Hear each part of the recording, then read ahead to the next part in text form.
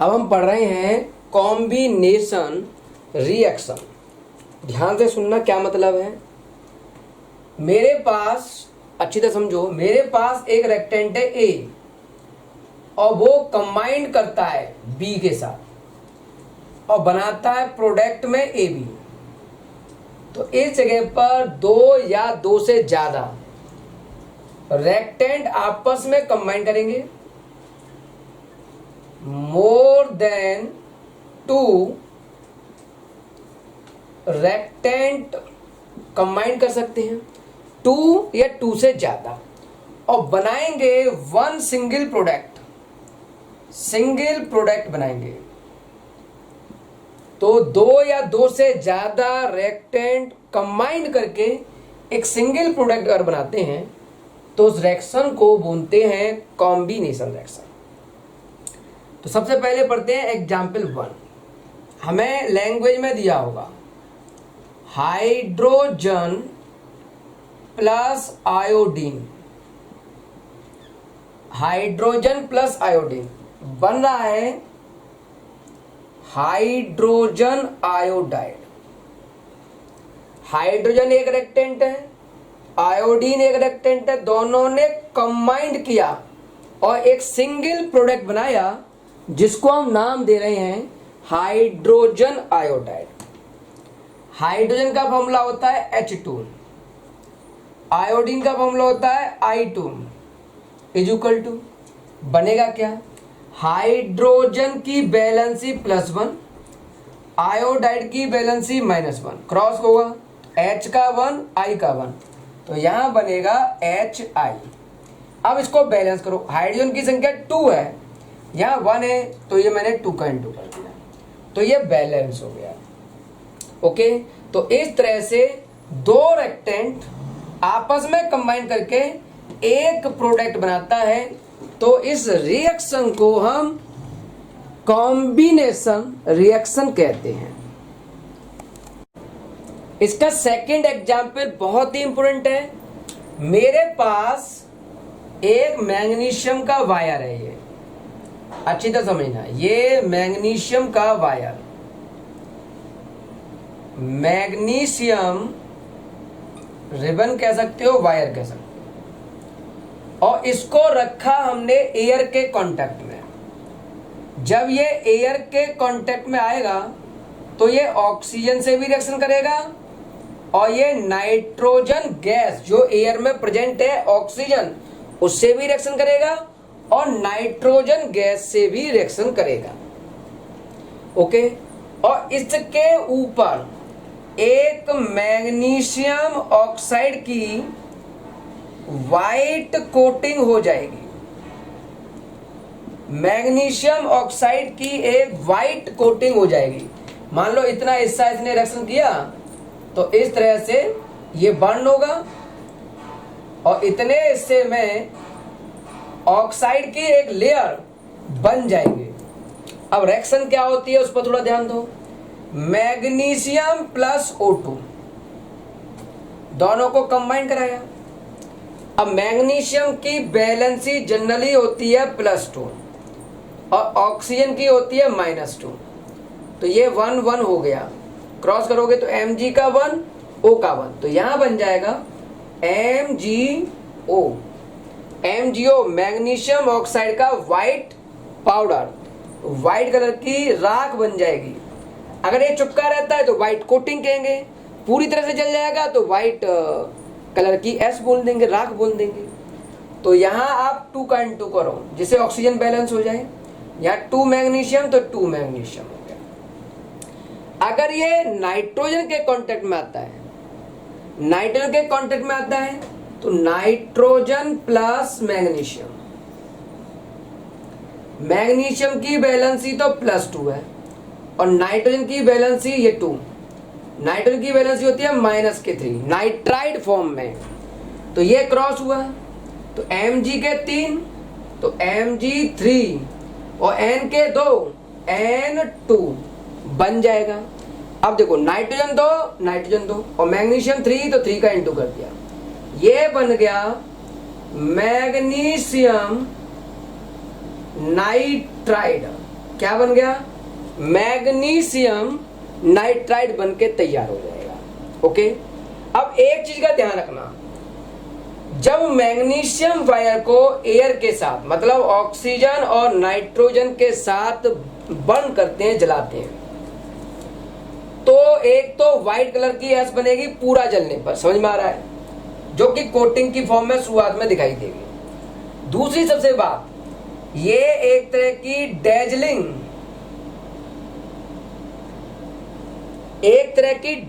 Dazzling बोलते हैं, dazzling flame. ये मैग्नीशियम वायर डेजलिंग फ्लेम के साथ जलेगा। स्पेलिंग में थोड़ा गड़बड़ लग रहा है, DAZZ, डेजलिंग फ्लेम के साथ जलेगा। जैसे आप ये समझो अंधेरे में फुंजड़ी हम जलाएं तो जिस तरह की चिंगारी दिखती है, उसी तरह का कुछ फ्लेम होता है इसका। तो ये जलेगा और बनाएगा मैग्नीशियम ऑक्साइड का प्रोडक्ट। अच्छा, एक क्वेश्चन इसमें बनता है कि जो वायर है आपका, मैग्नीशियम का जो वायर है, उसे बर्न करने से पहले क्लीन कर लेना चाहिए, क्लीन बिफोर बर्निंग। ऐसा क्यों? हमें क्लीन कर लेना चाहिए मैग्नीशियम के वायर को जलाने से पहले, ऐसा क्यों? देखो, हमारे पास हमको पता है कि ये रखा रहेगा तो एयर के कांटेक्ट में आएगा, तो इसके ऊपर एक ऑक्साइड की लेयर बन चुकी होगी और ये ऑक्साइड की लेयर इसे फर्दर एयर से रिएक्शन नहीं करने देगी। तो अगर आप इस मेटल को रगड़ दोगे, किसी से रबिंग कर दोगे, तो ये ऑक्साइड की लेयर रिमूव हो जाएगी और इस ऑक्साइड की लेयर को रिमूव करके इसे हटा देंगे हम, और फिर उसके साथ एयर की रिएक्शन फास्ट कराई जा सकती है। इसलिए बर्निंग से पहले रॉड को थोड़ा क्लीन कर लेना चाहिए। एक टॉपिक आता है कि जो ऑक्साइड बना MgO का, उस ऑक्साइड की अगर हम वाटर के साथ रिएक्शन कराएं तो क्या प्रोडक्ट बनेगा। मैग्नीशियम ऑक्साइड की वाटर के साथ रिएक्शन कराई जाए तो क्या प्रोडक्ट प्राप्त होगा। तो जरा ध्यान दो, MgO मैग्नीशियम ऑक्साइड, वाटर को लिखता हूं मैं HOH। अब चेक करते हैं क्या बनेगा। Mg की वैलेंसी है +2, सामने OH की वैलेंसी है -1, क्रॉस कराओ तो यहां से बना ये Mg का 1, तो Mg1 और OH का होल ट्वाइस। अब चेक करो, ऑक्सीजन ये 2 है, देखो एक ऑक्सीजन ये रही, एक ये रही, 2 है। हाइड्रोजन ये 2 है, यहां भी हाइड्रोजन 2 है, तो ये पूरा बैलेंस है। मतलब मैग्नीशियम ऑक्साइड का पाउडर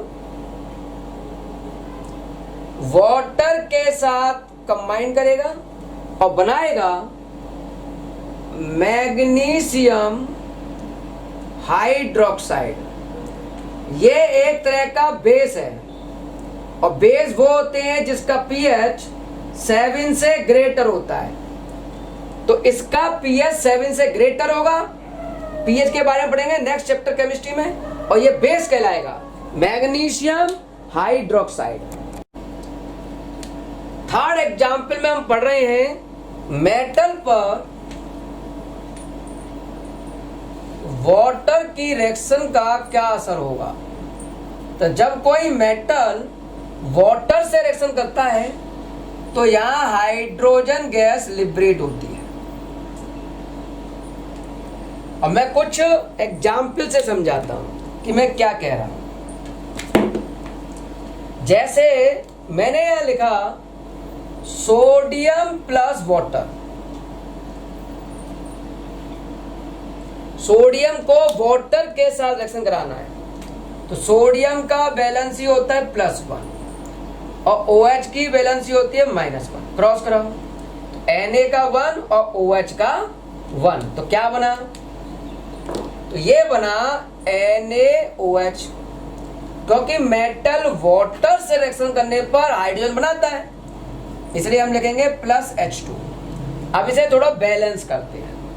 यहां मैंने 2 लिखा तो सोडियम 2 हो गए, यहाँ 1 था तो यहाँ 2 कर दिया। ओके, अब चेक करो ऑक्सीजन कितनी है, यहाँ 2 ऑक्सीजन है, यहाँ 1 है तो यहाँ 2 कर दिया।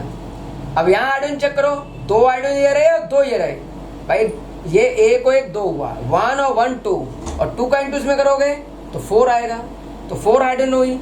यहाँ कितनी है, 2 ये रही और 2 ये रही, तो इस तरह से हाइड्रोजन गैस निकली। अब इस पर एक विशेष बात समझो, सोडियम हुआ, पोटेशियम हुआ, एक पोटेशियम की रिएक्शन देखते हैं, K प्लस वाटर, तो सेम रिएक्शन लिख रहा हूं मैं, सेम कंसेप्ट बनेगा, KOH बन जाएगा प्लस हाइड्रोजन। अब मैं जो समझा रहा हूं उस पर ध्यान दो। एल्कली मेटल, पीरियोडिक टेबल में एल्कली मेटल कहते हैं lithium, sodium, potassium, rubidium, caesium को। जो एल्कली मेटल होते हैं उसमें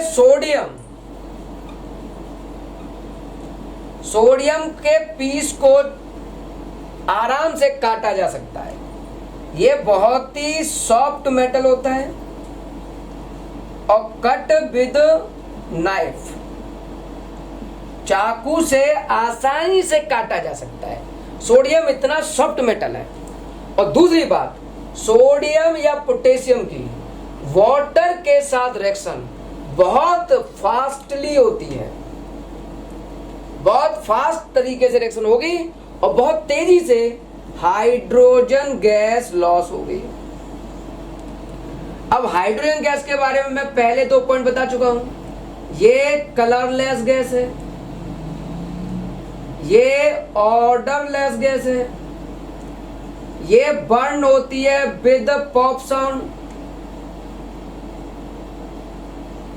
ये बर्न होता है खुद विद ब्लू फ्लेम, बताया था। अब जैसे ये वाटर सरफेस है,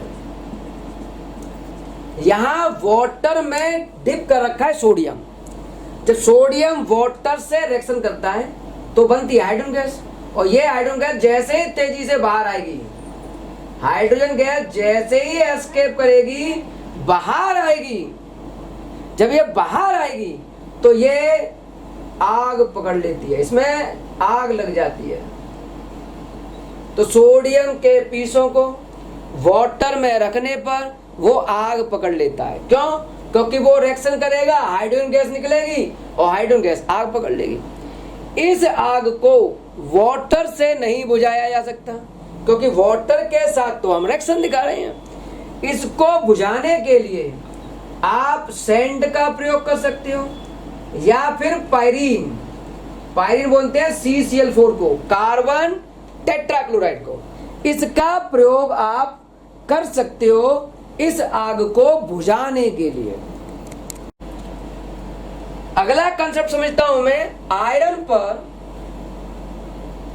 अगर हम वाटर की रिएक्शन कराएंगे तो कोई प्रोडक्ट प्राप्त नहीं होगा, लेकिन इस आयरन पर स्टीम की रिएक्शन कराएं तो आपको प्रोडक्ट मिलेगा।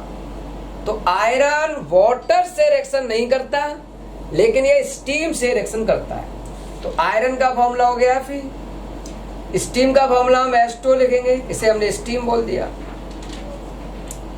और ये रिएक्शन करेगा स्टीम के साथ तो बनाएगा Fe3O4 और तेजी से निकलेगी हाइड्रोजन गैस। या तो आप इस रिएक्शन को रटो, या मेरे पास एक तरीका है। एक्चुअल में Fe की 2 वैलेंसी है, +2 और +3। अब जब +2 फॉर्म होगी वो ऑक्सीजन से कंबाइन करेगी और बनाएगी ये FeO प्रोडक्ट, और Fe+3 ऑक्सीजन से कंबाइन करेगी तो बनाएगी Fe2O3। अब ऑक्साइड के केस में यहां ये कंफ्यूजन शुरू हो गया कि हम FeO बनाएं या Fe2O3। तो एक्चुअल में इन दोनों के कॉम्बिनेशन से बनता है Fe और इसके कंबाइन करोगे तो Fe हो जाएंगे 3, तो Fe3 और ऑक्सीजन हो जाएंगे 4 O4। तो इस तरह से ये प्रोडक्ट प्राप्त होगा। बैलेंस की बात करता हूँ, ये 3 है तो यहाँ 3 का इंटू कर दिया, ऑक्सीजन 4 है तो यहाँ 4 का इंटू कर दिया, हाइड्रोजन हो गया 8, 4 इंटू 2 8 हो गया, तो यहाँ 4 का इंटू कर दिया। तो इस तरह से आयरन स्टीम के साथ रिएक्शन करके स्टीम के साथ Fe3O4 बनाता है और हाइड्रोजन गैस लिबरेट होती है। एग्जाम्पल 4 समझते हैं। हमारे पास एक एलिमेंट है कैल्शियम, उसकी पहले वाटर के साथ रिएक्शन कराएंगे तो प्रोडक्ट प्राप्त हुआ A। तो वो A क्या है? जब इस A को हीट करते हैं तो प्रोडक्ट प्राप्त होता है B और C। वो क्या है? और B और C को कंबाइन कर दें तो वो बैक रिएक्शन करके दोबारा से A बना देता है। तो ये सब क्या है उसको थोड़ा डिटेल में समझते हैं। Calcium plus water. अब कैल्शियम की बैलेंसी है हमारे पास +2, सामने OH है उसकी बैलेंसी है -1, क्रॉस करो, Ca का 1 और OH का 2, तो यहां प्रोडक्ट प्राप्त होगा CaOH का होल ट्वाइस, CaOH का होल ट्वाइस। जरा ध्यान दो, कैल्शियम 1 ऑक्सीजन 2, तो हमने 2 का इंटू यहां कर दिया, ऑक्सीजन 2 हो गई, हाइड्रोजन यहां हो गई 4, यहां 2 ही है, और साथ में हमको पता है हाइड्रोजन गैस बनेगी।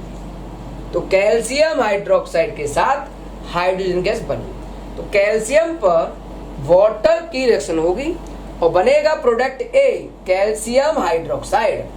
इसका नाम है Ca का कैल्शियम और OH को बोलते हैं हाइड्रोक्साइड। इसका एक और नाम है, इसको बोलते हैं स्लैग्ड लाइम। इसको एक और नाम देते हैं लाइम वाटर।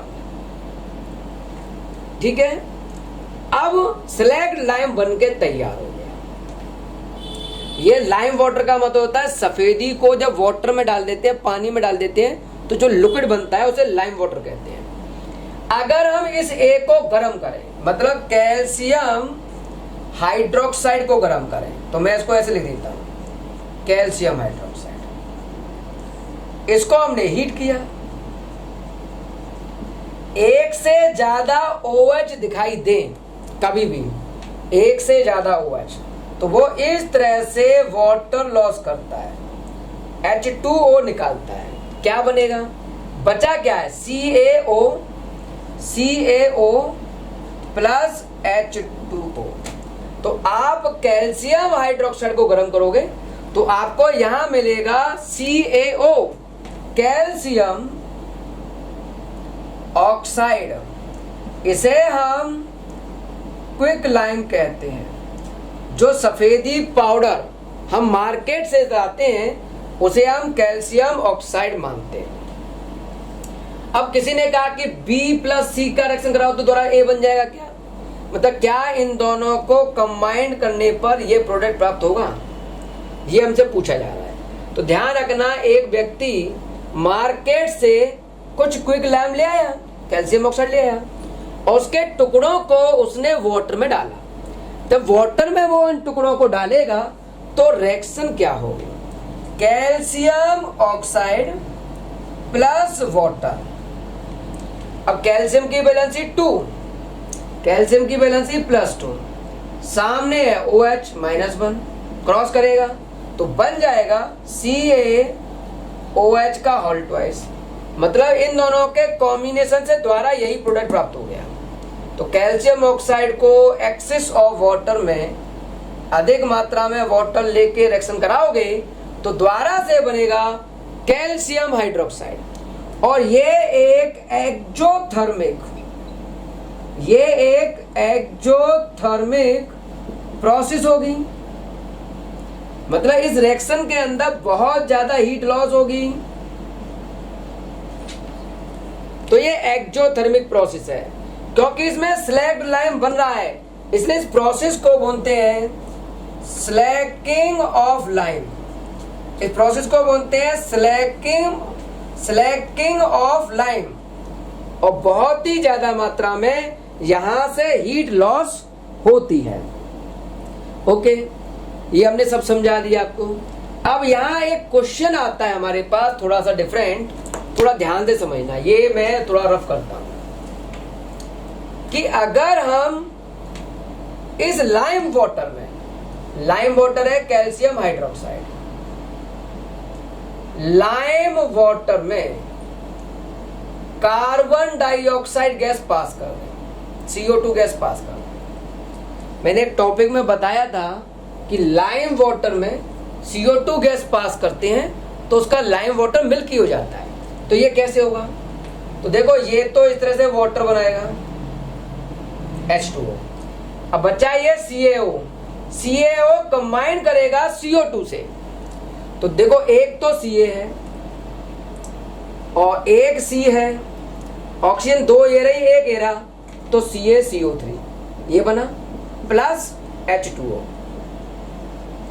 तो जब लाइम वाटर में आप पास करोगे कार्बन डाइऑक्साइड CO2 गैस, तो वो कैल्शियम कार्बोनेट बनाएगा। कैल्शियम कार्बोनेट का कलर मिल्की होता है, तो हम कहेंगे ये पता चल गया कि ये गैस CO2 है, क्योंकि केवल CO2 गैस ही लाइम वाटर को मिल्की कर सकती है। इसमें अगर कोई एक और क्वेश्चन बढ़ाए, एक और टॉपिक इसमें बढ़ा दे, तो वो टॉपिक क्या हो सकता है? एक ने कहा कि भाई हमको लाइम वाटर पर CO2 की रिएक्शन कराने से बन गया कैल्शियम कार्बोनेट मिल्की, और अगर हम इस सॉल्यूशन पर, उस सॉल्यूशन पर ज्यादा मात्रा में CO2 पास कर दें, जैसे ये है आपका लाइम वाटर, ये क्या है? Lime water. लाइम वाटर में पहली बार CO2 पास की तो वो मिल्की हो गया। अगर हम इसमें एक्सिस में CO2 पास करें तो जो मिल्की कलर है वो गायब हो जाता है और सॉल्यूशन कलरलेस हो जाता है। ऐसा क्यों? तो हम कहेंगे पहली बार रिएक्शन कराने पर, लाइम वाटर ने पहली बार CO2 से रिएक्शन की तो बना मिल्की कलर कैल्शियम कार्बोनेट का। लेकिन जब एक्सिस में करोगे तो ये CaCO3 वाटर और एक्सिस में CO2 डाल दिया हमने, इसके अंदर दोबारा से CO2 पास कर दोगे तो ये दोनों तीनों कंबाइन करेंगे और कन्वर्ट होंगे कैल्शियम बाइकार्बोनेट में, और ये बन जाएगा कैल्शियम बाइकार्बोनेट, और ये होता है कलरलेस। तो इस तरह से मिल्की कलर बाइकार्बोनेट में बदल गया और वो कलरलेस हो गया। अगला टॉपिक हमारे पास रेंसिडिटी। रेंसिडिटी क्या है? हमने एक कंटेनर में थोड़ा सा ले लिया ऑयल, ऑयल ले लो, फैट ले लो, और इसमें थोड़ा सा वाटर मिक्स कर दिया, तो हमने देखा ऑयल का कलर चेंज हो गया थोड़ा सा, और इसकी स्मेल भी चेंज हो गई। तो हमने इस प्रोसेस को नाम दिया ऑक्सीडेशन। एक्चुअल में इसको नाम देना चाहिए रेंसिडिटी। ऑक्सीडेशन प्रोसेस है केमिकल की फॉर्म में, उसे नाम दिया गया रेंसिडिटी। तो किसी ऑयल या फैटी चीज को जब मॉइस्चर लग जाता है, वो वाटर के कांटेक्ट में आ जाए, मॉइस्चर के कांटेक्ट में आ जाए, तो उसका कलर चेंज हो जाता है, उसकी स्मेल चेंज हो जाती है। इस प्रोसेस को हम बोलते हैं ऑक्सीडेशन या रेंसिडिटी। ओके, ये एक ऑक्सीडेशन प्रोसेस है जो बहुत ही स्लो स्पीड से होता है।